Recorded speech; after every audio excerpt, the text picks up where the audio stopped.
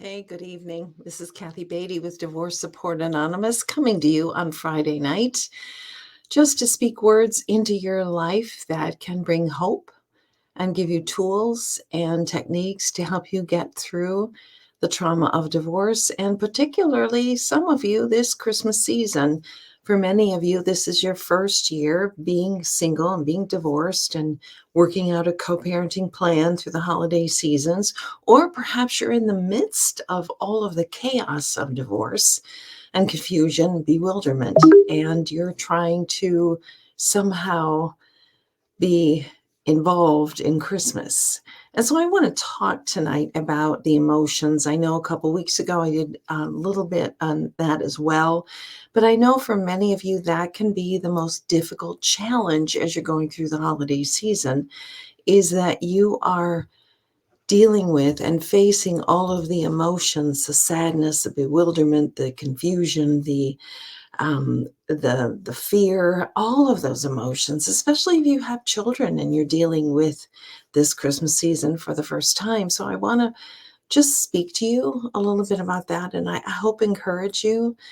And first of all, I want you to know that next Christmas season is going to be much easier than this one is.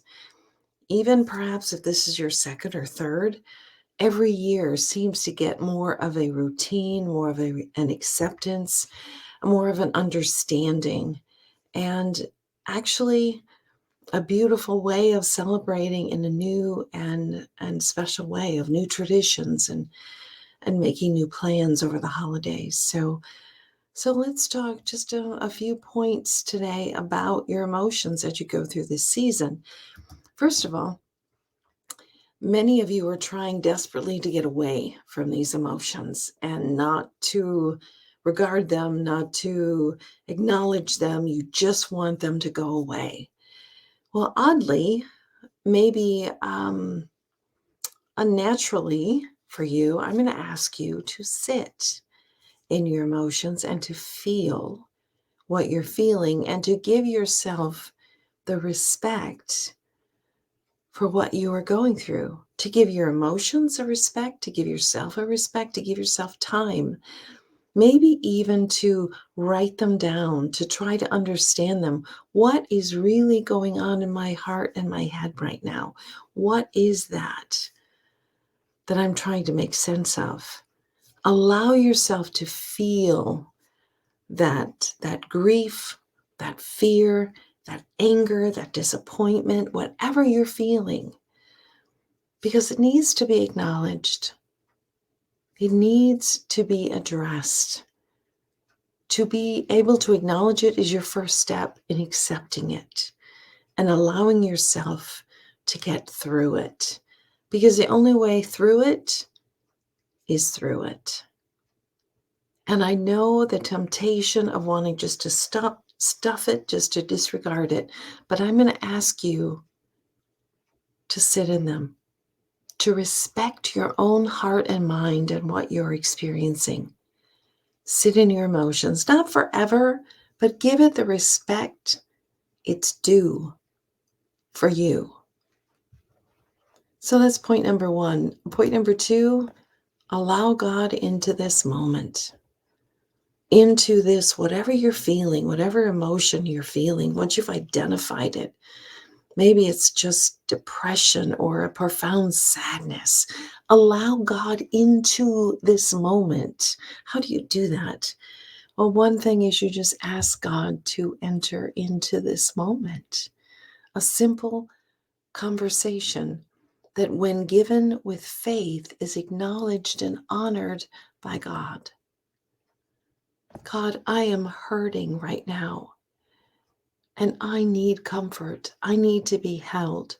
I need to be given direction. And you will be amazed at your blunt honesty with God and how he responds.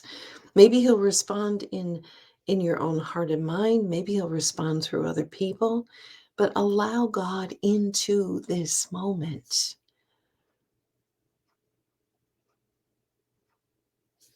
I hope you can do that. And if you need help with that, let's talk. Let's talk. I'd be more than happy to talk with you on that. How do I let God into this moment? How do I let God into my anger?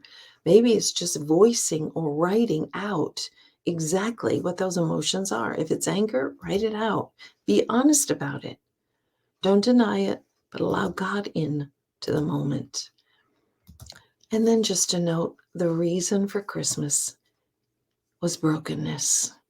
The brokenness of a world that needed a savior, that needed joy and good tidings and comfort and purpose and salvation and all of the things that our hearts long for that perhaps we don't even know that they do. Christmas came for brokenness. It didn't come for, it came to give all the joy, but it didn't come because of the joy. It came because of the brokenness. So this is your season as you deal with the hurt and the emotions that you are dealing with. Christmas came for brokenness. So you don't want to stay there. You want to move forward and move out of it. And one of the ways in which you can do that is to find and list the good things in your life with gratitude. I know that even right now, in all of this chaos, in all of this confusion, there are good things in your life that can be listed and be grateful for. Maybe it's that you have something in your refrigerator, or maybe it's that you have your eyesight, or you have your health, or you have children, or you have the ability to laugh and to find outlets for laughter. Whatever it is, find and list the good things in your life with gratitude. Gratitude makes our world bigger, always. So find and list the good things in your life with gratitude. It sounds like a simple task, and many of you will say, oh, that's a good idea, but I'm not going to do it. If you do it, you're going to be amazed when you put that pen to paper, the difference other than just thinking it, but actually writing it out and thinking on it. It does something to you physically in doing that. So find those good things, write them out. Next, don't try to figure everything out right now. Just don't. The new year's coming and time is coming when you are going to need to understand more of what is happening to you. But right now in this Christmas season, give yourself a break. Don't try to figure it out. Just take deep breaths, stare at the beautiful lights, the beautiful Christmas trees, the lights that are decorated on other people's houses. Doesn't matter if you decorate it or not. Find other people's lights and go to a church service. Sit within the hymns that you're going to hear. I know this is a sad time, but it is not a time for you to be alone.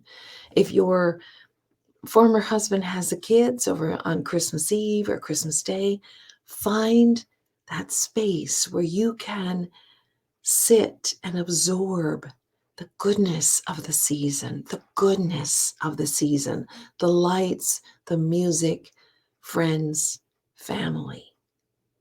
And give yourself a break, a holiday from being underneath the burden of what you're carrying right now. I hope that these will help you find a way to enjoy and even celebrate this Christmas season. The rawness that you are feeling is something that can be leveraged and used right now to mold you into a newer and a greater person. I hope you will celebrate this season in your rawness, wherever you are, and God takes you exactly where you are right now and right here. God bless you over the Christmas season. I hope you have a joyous one. Find moments of joy and celebrate, because for unto us a Savior is given, A child is born. His name is Christ the Lord. Merry Christmas, everyone.